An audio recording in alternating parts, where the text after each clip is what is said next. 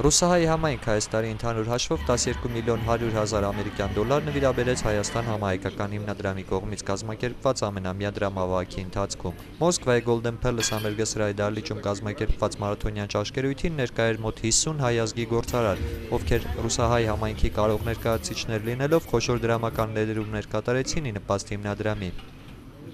Վերոհիշյալ գումարը ավելի քիչ է քան անցյալ տարվա հավաքագրվածը, որը կազմել էր 18 միլիոն 635 հազար դոլար, սակայն պետք է հաշվի առնել, որ 2011-ին ռուսահայերի ներդրմանը գումարվել էր նաև արգենտինահայ Էդուարդո Էռնեկյանի նվիրաբերությունը։ Այս տարվա դրամահավաքը անցնում էր «Մեր գյուղը» խորագրի ներքո։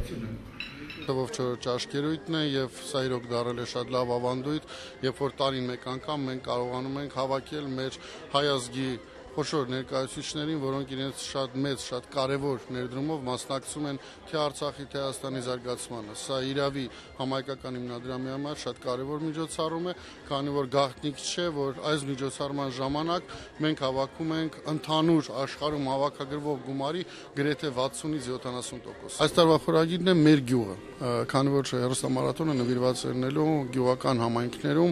համայնքային կենտրոնների կառուցման ծրագրին։ Շատ մի կարևոր ծրագիր է, մենք շատ ենք կարևորում այդ ծրագիրը եւ հեռուստամարաթոնի ընթացքում մենք մանրամասն կներկայացնենք, թե ինչ ենք մենք պլանավորում կառուցել, որ գյուղերում եւ ինչով է դա փոխելու գյուղացիների կյանքը։ Նվիրաբերվող գումարները տատանվում էին 10,000-ից մինչև 4 միլիոն ամերիկյան դոլար, իսկ գործարար եւ բարեգործ Լևոն Հայրապետյանն իր նվիրատվության հետ միասին փոխանցել էր հաղորդագրություն, որ իր ներդրումը նպատակային է եւ ուղղվում է Լեռնային Ղարաբաղում նախաձեռնվող Սուվորովյան ռազմական ուսումնարանին։